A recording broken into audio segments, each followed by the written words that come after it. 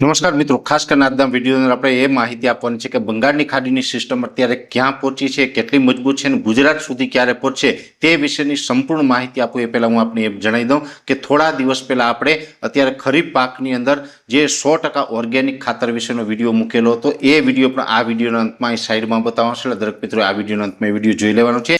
બીજું આપને એ જણાવવાનું છે કે આવતીકાલે આપણે એક ખેડૂત મિટિંગનું આયોજન કરેલું છે, એટલે કે તારીખ 29 જુલાઈ 2026 અને બુધવાર સમય છે સાંજે 4 વાગ્યાનું. મિટિંગનું સ્થળ છે સતવારા સમાજની વાડી, પોલીસ સ્ટેશનની સામે, લીંબડી રોડ, ગામ ચુડા, તાલુકો ચુડા અને જિલ્લો સુરેન્દ્રનગર. એટલે કે સુરેન્દ્રનગર જિલ્લાના ચુડા ખાતે આપણે 29 જુલાઈ 2026 અને બુધવારના રોજ સાંજે 4 વાગે સતવારા સમાજમાં જે મિટિંગ રાખેલી છે એ મિટિંગમાં દરેક ખેડૂત ભાઈઓને પધારવા માટે મારું ભાવભર્યું આમંત્રણ છે. હવે વાત કરવાની છે બંગાળની ખાડીની સિસ્ટમની. આમ જોવા જઈએ તો આપણે ગઈકાલે પણ બંગાળની ખાડીની સિસ્ટમ વિશે વાત કરી હતી. બંગાળની ખાડીમાં જે સિસ્ટમ હતી એ ગત રાત્રે મજબૂત પણ થઈ છે અને ઓડિશા ઉપર લેન્ડિંગ થયું છે. એટલે અત્યારે એ સિસ્ટમ છે ઓડિશા ઉપર પહોંચી ગઈ છે અને સતત અત્યારે પશ્ચિમ દિશામાં આગળ વધી રહી છે. એ સિસ્ટમ છે એ આજે વધુ મજબૂત બનીને ડીપ ડિપ્રેશન બની ગઈ છે. ડીપ ડિપ્રેશન એટલે આમ તો ટોપની કેટેગરી ગણવામાં આવે છે. જ્યારે પણ કોઈ પણ સિસ્ટમ છે સમુદ્રી સપાટી ઉપર આકાર લે એટલે સૌ પ્રથમ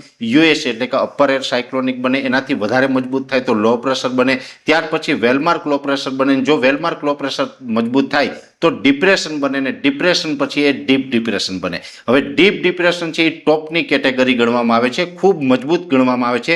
જો ડીપ ડિપ્રેશન પછી વધુ મજબૂત થાય તો એ સીધું સાયક્લોન એટલે કે વાવાઝોડું બની જતું હોય છે. અત્યારે કોઈ એ સિસ્ટમ છે વાવાઝોડા સુધી પહોંચે તેવી શક્યતાઓ હાલ દેખાતી નથી, પણ સિસ્ટમ ચોક્કસથી વધુ મજબૂત થઈ ચૂકી છે અને સિસ્ટમ અત્યારે પશ્ચિમ દિશામાં આગળ વધી રહી છે અને અત્યારે એ સિસ્ટમ ઓડિશા ઉપર પહોંચી ગઈ છે. લગભગ 30 તારીખે સાંજ સુધીમાં અથવા તો 31 તારીખે બપોર સુધીમાં એ સિસ્ટમ છે એ ગુજરાતમાં પ્રવેશ કરે તેવી શક્યતાઓ રહેલી છે. એટલે અત્યાર સુધીમાં જોવા જઈએ તો અમે જે સતત આ સિસ્ટમ ઉપર નજર રાખી રહ્યા છીએ એમાં ટ્રેક છે એમાં બહુ કંઈ બદલાવ થયા નથી. એટલે ગુજરાત સુધી તો ચોક્કસથી આ સિસ્ટમ આવવાની છે અને એ સિસ્ટમને કારણે 30 અથવા તો 31 તારીખથી ગુજરાતમાં ફરીથી જે વરસાદનો રાઉન્ડ ચાલુ થશે એ રાઉન્ડ છે એ 4 અથવા તો 5 ઓગસ્ટ સુધી જોવા મળે તેવી શક્યતાઓ છે. એની અંદર પણ સાર્વત્રિક લગભગ ગુજરાતના 80 થી 90% વિસ્તારને વરસાદનો લાભ આપશે. જો કે સિસ્ટમ નજીક પહોંચશે પછી વધારે અંદાજ આવશે કે કયા વિસ્તારને વધારે